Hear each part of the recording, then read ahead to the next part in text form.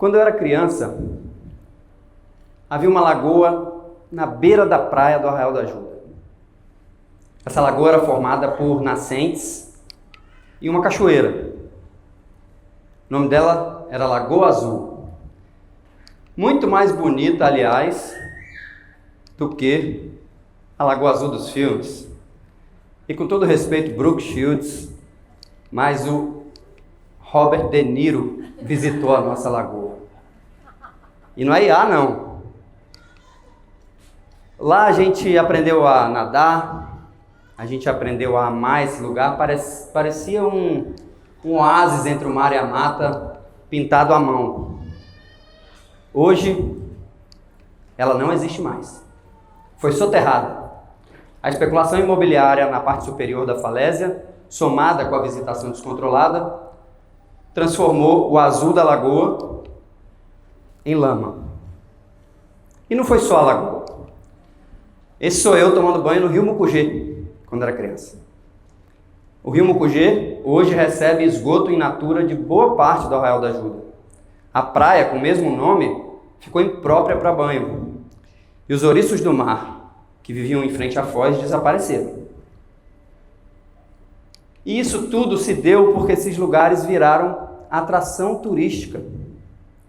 Isso nos coloca na seguinte posição, de fazer uma pergunta incômoda. O turismo salva lugares ou o turismo consome lugares? E para que a gente possa refletir sobre isso, a gente precisa começar a compreender a ideia de que turismo regenerativo ou regenerar é limitar. Se você trabalha com turismo, com poder público, ou se simplesmente você ama viajar, você precisa compreender isso. Turismo regenerativo nada mais é do que um sistema de limites. É pensar especificamente que, para a gente pensar turismo regenerativo, a gente precisa criar um sistema de limites.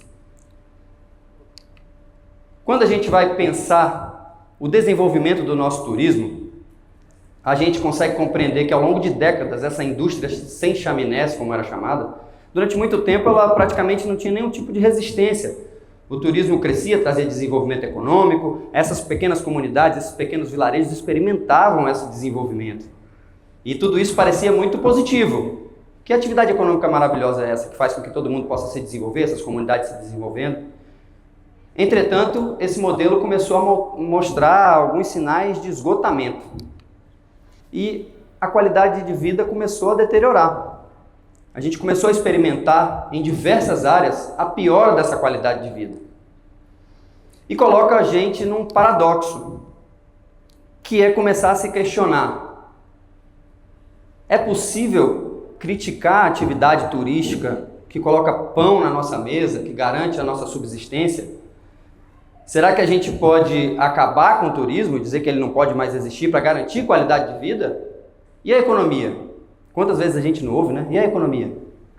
Então, a proposta hoje é que a gente possa refletir junto sobre qual o caminho mais adequado para a gente poder pensar justamente nessa combinação. Como a gente pensa um turismo de modo que ele não seja o fator de consumir os destinos. E é por isso que a gente está aqui hoje, para poder falar de turismo regenerativo. E o que é o turismo regenerativo, além desse sistema de limites? É respeitar a governança pública forte e protagonismo da comunidade local. Só dessa forma a gente consegue avançar para efetivamente conversar sobre turismo de uma forma regenerativa, porque turismo não é reaproveitar a toalha do banheiro do hotel para não botar para lavar, não é ter um selo verde, não é simplesmente tirar uma foto, um turista tirar uma foto do lado de uma árvore que foi ali recém-plantada. A gente precisa pensar enquanto sistema. E eu vou dar um exemplo do que não fazer primeiro. E esse exemplo vem do México, da cidade de Tulum. Tulum, um dos principais destinos turísticos do mundo da última década. E no ano passado teve uma redução no número de visitantes em 50% por conta do total descontrole de gestão do destino. Tulum experimentou tempos dificílimos no ano passado, inclusive com pontos sendo abandonados, as praias foram fechadas, boa parte do espaço de praia foi privatizado, o esgoto lançado no mar começou a fazer com que as algas se proliferassem de forma descontrolada e o destino turístico tem ruído. O governo mexicano, o governo federal mexicano, teve que começar a intervir na política mexicana e decidiu criar um planejamento, um plano que chama Tulum Renace, mais justo, seguro e sustentável, para poder fazer frente aos impactos negativos que estão acontecendo em Tulum. E foi criado um plano amplo de 128 ações coordenadas, divididas em 4 eixos, em que o governo federal, junto com a gestão de Tulum, pretendem criar a regulação ordenada de visitas, de preços, reprogramar completamente a questão de planejamento urbano, planejamento ecológico, o desenvolvimento e a promoção de novos atrativos turísticos, criar uma rota cultural, estabelecer novas dinâmicas de turismo para Tulum e também investir em infraestrutura, criando um corredor desportivo, reabrindo acesso às praias, reabrindo acesso a parques que antes eram públicos e que foram privatizados. Será que foi só Tulum que tem começado a pensar justamente no estabelecimento desses limites? Não. Barcelona, Nova York e Florença passaram a restringir o Airbnb, porque notaram que a locação para a temporada começa a gentrificar, começa a ampliar o valor dos aluguéis e começa a trazer prejuízo para essas populações. Paris fechou toda a sua zona central para carros, porque percebeu também que a qualidade do ar estava muito prejudicada, o impacto na vida dos pedestres, dos moradores. A Tailândia passou a fechar praias para a recuperação dos corais. A China tem um controle em determinados lugares de visitação em que ela controla quantas pessoas visitam com um sistema de reserva.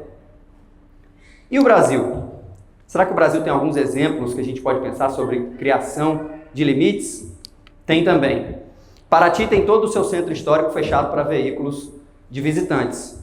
A Cachoeira de Santa Bárbara, na comunidade Calunga, quilombola, que fica na Chapada dos Veadeiros, só permite a entrada de 300 pessoas por dia, 50 por vez, para preservar o azul da água. Fernando de Noronha, por sua vez, já tem há muito tempo o controle para não deixar que tantas pessoas visitem ao mesmo tempo. E isso está sendo pensado para ser implantado também nos Lençóis Maranhenses. Na Amazônia, a comunidade nativa local, num excelente exemplo de turismo de base comunitária, começou a criar hospedagens que são operadas pela própria comunidade para impedir a chegada de grandes hotéis, de modo que todo esse fruto possa ficar dentro da própria comunidade e você tem essa excelente experiência de turismo de base comunitária. Por quê? Porque liberdade total de acesso e fruição é a maneira mais rápida de destruir um destino. Talvez vocês reconheçam alguns desses efeitos aqui. Aumento no valor dos aluguéis, pressão nas comunidades tradicionais indígenas de empreendimentos imobiliários, de empreendimentos turísticos, impactos ambientais, soterramento de lagoas, poluição de rios, trânsito pesado com dificuldade de transitar, problemas com saneamento, lixo, privatização de espaços. São alguns desses efeitos experimentados de um turismo sem limites. Isso significa que o mercado do turismo não sabe parar sozinho. Se a gente não coloca limites, ele vai. E é por isso que a gente precisa começar a pensar nisso. Precisamos pensar num sistema claro de limites.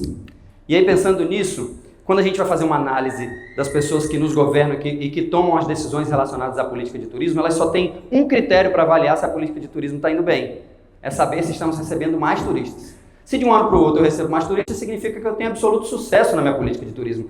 Será que essa é a única forma de pensarmos uma avaliação se o turismo vai bem ou mal? Na minha concepção, não. A gente precisa repensar justamente se essa é a forma mais adequada que a gente precisa ter para poder avaliar a qualidade de um destino. O Brasil vive um momento único. A nossa cultura está em alta no mundo inteiro. Inclusive chamam aí, tem uma palavra em francês que é Brésilien Renaissance, que é o renascimento brasileiro, que é a ideia de que a nossa cultura hoje está sendo valorizada no mundo todo mundo quer vir ao Brasil, quer experimentar a nossa cultura, a nossa forma de viver.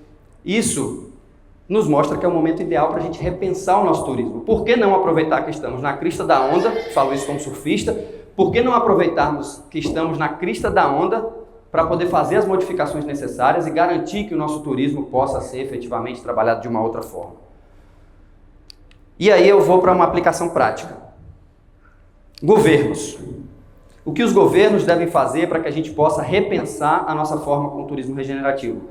Primeiro, parar de pensar na ideia de que só mais turistas é suficiente para a gente poder avaliar a qualidade do turismo. É ter um setor dentro desses órgãos que falam de turismo para poder avaliar, implementar, monitorar esses limites.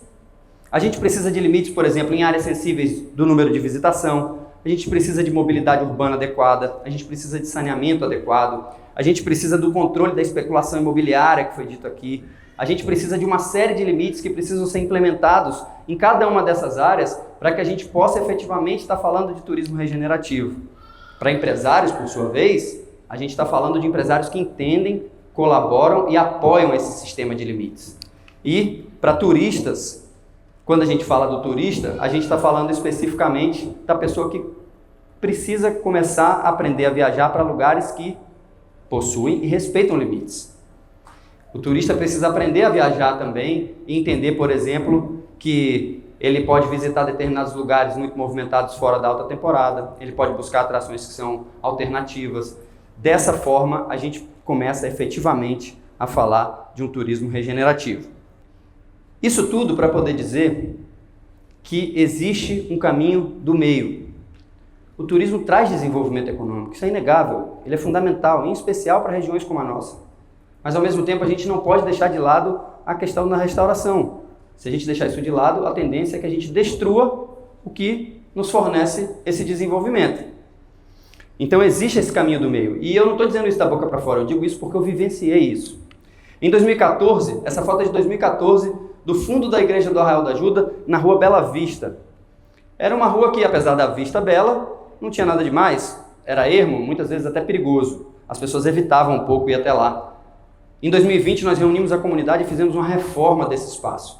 Esse espaço passou, então, a receber um mosaico colorido que conta a história do distrito. Fizemos ali um trabalho de um deck para poder justamente aproveitar esse mirante. Hoje as pessoas vão para lá para aproveitar música ao vivo, ver o nascer da lua. Se tornou um novo atrativo. Esse novo atrativo hoje está no TripAdvisor como um dos principais atrativos e é presença indispensável em todos os roteiros que tratam de turismo no Arraial da Ajuda. Percebam a importância do investimento em novos atrativos, novas infraestruturas? E não é só isso. Em 2012, quando falaram que a lagoa não tinha mais jeito, nós criamos um bloco de carnaval no Arraial da Ajuda que se chama Bloco da Lama. A ideia do bloco era justamente lembrar que essa lama um dia tinha sido azul. E virou consciência coletiva. Hoje são mais de 3.000 pessoas nesse bloco, se transformou um dos maiores blocos da cidade, e que pretende justamente chamar a atenção para uma lagoa que foi soterrada. Um bloco de carnaval para dizer que uma lagoa foi soterrada. E não foi só isso, a gente levou pesquisadores nacionais e internacionais para a área da lagoa para poder provar que existe sim possibilidade de recuperação. E isso tudo fez com que acontecesse uma coisa rara. A empresa que adquiriu a área onde está a lagoa hoje foi compelida a criar uma RPPN na área. E hoje a nossa pressão já que a RPPN está criada, para que ela efetivamente seja recuperada e a gente possa ter a nossa Lagoa Azul de volta. O Rio Mucugê, da mesma forma, trouxemos uma startup de recuperação de rios urbanos e hoje a gente tem um plano de recuperação do Rio Mucugê que a gente pretende compartilhar ele com diversos outros lugares. E aí eu chamo a atenção de que esses lugares não foram destruídos porque são atração. Eles foram destruídos porque não tiveram limites, não foram impostos limites. E eu realmente não sei se a Lagoa Azul vai voltar a ser o que era na minha infância. E eu nem sei se o Robert De Niro vai voltar a visitar a gente algum dia, eu espero. Mas eu sei de uma coisa.